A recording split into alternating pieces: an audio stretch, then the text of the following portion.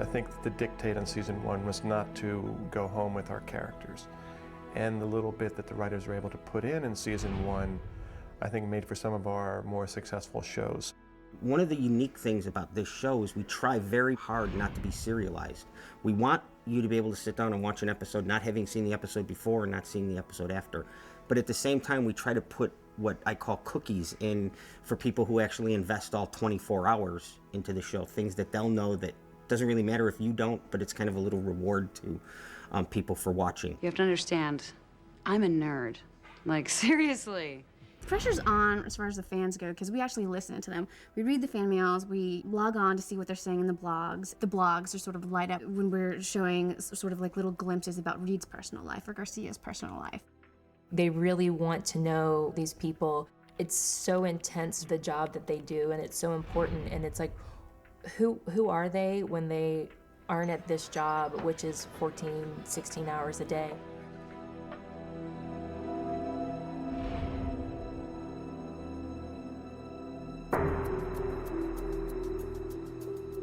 Sir, I thought you'd want to know we identified the girl in the video, Rebecca Bryant. Leave it on the desk.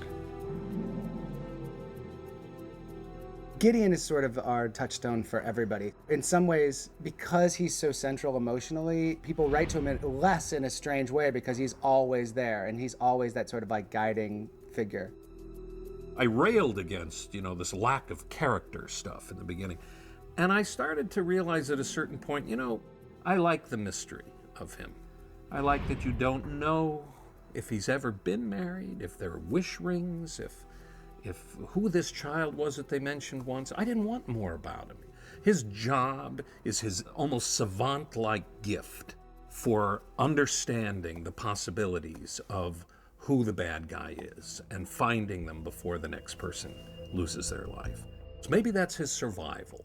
Maybe that is how he lives. Maybe he is an absolute workaholic.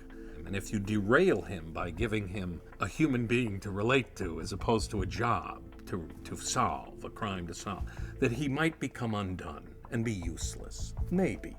I've never seen a man more expressive with small gestures and small moments than Mandy, and he's exceptionally smart, and so we're really very lucky to have him. He's a big part of the reason the show is successful.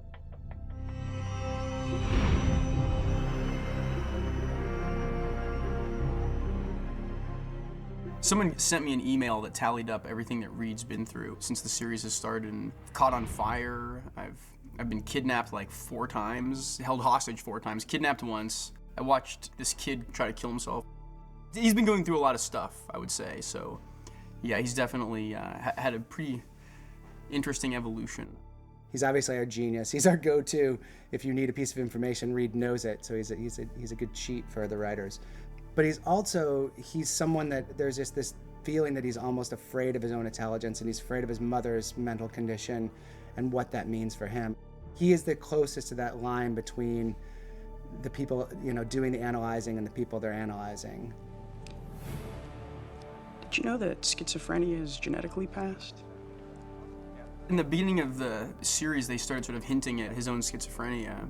That was really appealed to me, just because I think it does take to want to dedicate your life to like hunting these terrible people, you have to sort of maybe have some inkling of what it's like. That's kind of my favorite thing about Reed, is that he's borderline schizophrenic and now a drug addict. Woohoo, go Reed! I think it was the coolest thing to give him a drug habit. I really do, because I just think that, it's humanizing him. You look like hell. I'm fine. Come on, man. I'm a jazz musician in New Orleans. I know what it looks like when someone's not well. I think the more we write toward that and not toward just that he's a human computer, then the more amazing the show can be, and that's because it's such an interesting character.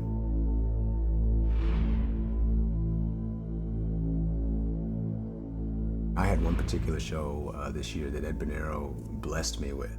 My character got to go back to Chicago, where he's from, and to see the family, you know, and pay his respects and just, you know, make sure his girls are all right. As an actor, you create backstory. Whatever the script tells you, you run with that, and then whatever the script doesn't tell you, you make it up, just so you have kind of a foundation to work from as an actor. But this particular show, all the guessing I could have done, I had no idea that my character, when he was a child, was molested and deceived by somebody very close to him. Profiler Profiled is a great example of being able to ask ourselves, why is Morgan so driven to do this work? When other young people of his generation would sort of be out having fun, I mean, what is it about this guy's life that drives him to fight these monsters? Shamar did an amazing job playing that. You know, you don't have, as an actor, you don't have control over someone coming and saying, oh, we're gonna do this emotional episode where you were abused as a child. You've got to process that and then make it work, and he did an amazing job. It wasn't difficult, it was exciting, it was challenging because it was such an opportunity that I wasn't going to get time and time again. A lot of people are molested as children, and it's very difficult to talk about, very difficult to tell people. And when I first talked to Shamar about doing this episode, he thought that that was really a real important message to get out, that, you know what, it happens and it's okay to tell people. Damn you, Hutch! It is none of your damn business. Buford's the one who told detectives you were with Damien. I am warning you, Hutch. Back off. I play Morgan as kind of a macho guy. You know, he's a man's man. And so to see this kind of macho, tough guy have this, not weakness, but this vulnerability, this secret that's inside of him, and the guilt of carrying that, and then releasing that guilt. You know, I can't tell you how many people came to me and in so many words said, you freed me with your performance because I felt like I had a voice. That's the biggest reward in the world. Forget the trophies, forget all that. When somebody can watch your performance and be moved and live a better life, it's pretty cool.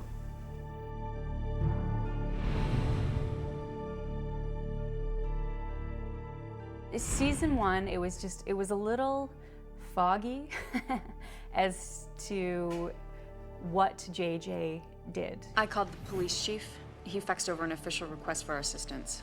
Her job, which is the real job that exists in the FBI, is highly sought after and, you know, you gotta be pretty good at dealing with all kinds of people that will do it, a profiler of sorts. Actually, the most relevant ones. I have, like 40 more of them. Cops come to her and say, hey, this is what I'm dealing with. Does this meet your criteria? Can your team help me? Can I have access to them? In essence, she's the gatekeeper. There's a lot of pressure there. If she says no and someone else ends up dead, it's just as much pressure on her as it is on the rest of the team. North Mammon was written by Andrew Wilder, and it was the first episode that really explained who JJ was. We got to go back to JJ's hometown, and that's why she was so involved.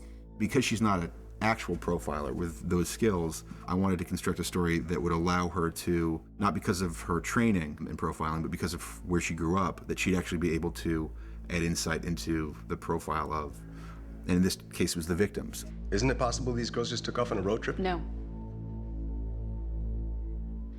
I was a high school athlete just like these girls. I was these girls.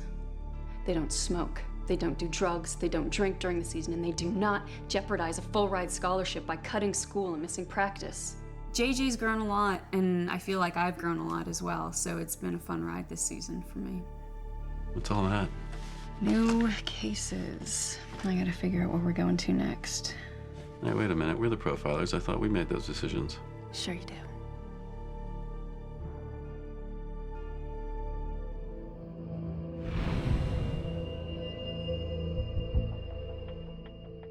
Agent Hotchner? Yes. I'm Agent Emily Prentice. My character, Emily Prentice, joined the BAU, I guess, about 5-6 months ago, as I did. Her mother is an ambassador. Her father, I don't yet know what my father does. But it may have been nepotism. The paperwork never came in. They kind of got stuck with me. They don't know how I got in. Did you approve a new transfer?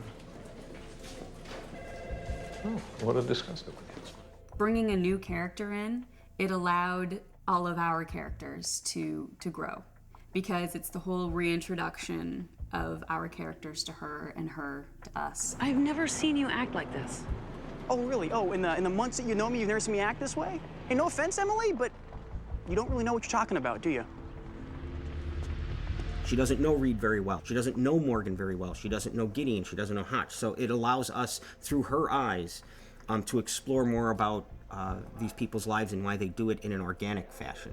Among other things, she's an amazing listener. As an actor, when she acts, her listening is pretty special. And, you know, oddly enough, we have her in a situation where we need her to listen a lot. So it's been great having her. You can look back there, you can stay against the wall, you can see that these are bones. Okay. Put this here, and Bob's your uncle. She's the ultimate professional. She's very serious about her craft, but she's a whimsical, kind of off-centered, funny girl. I mean, she's just a hoot to be around. I've seen the show, I like the show, and I'm obsessed with profiling and psychopaths and all that. So I knew the show, and I was like, ooh, those hours are gonna be long. I don't know, you know, it seems kind of tough. And I met with them, and they were just so great. And I asked them, look, is it a fun set? Because I won't do those hours unless it's a fun set. And it's the most fun set I've ever worked on. And I think that sort of balances out, you know, stabbings and chokings and corpses walking around. I'm sorry, but it never is not funny watching someone with their throat slashed eating pizza. It is hilarious. I'm sorry. You know, she can carry that gun, and she loves running around with me, kicking down doors and chasing bad guys. And I mean, she gets so excited on the set. It's funny. She's like, "Oh my, this is great! This is great! Let's do it again! Let's do it again!" Running around with a real gun and the flak jacket, like in the woods and flashlights, and I had no idea how satisfying that would be. I don't know why it never occurred to me, but it's absolutely exhilarating. Driving fast and the car screeches to a halt and you jump out, FBI, dare you. You feel like a superhero. I mean, it really is incredibly satisfying. And I just never saw that coming. We purposely had her come from out of nowhere. And, you know, they've always sort of wondered where the hell did she come from? Although she's so good at what she does, I think they've kind of forgot about that. That's not the transcript. It's in Arabic. Our friends surprised us and eloped. We can no longer wait for the wedding as planned. We can deliver our gift at the next crescent. So that's gonna sort of be our thing that carries us over the summer, is just who is Emily Prentiss. And it's compelling.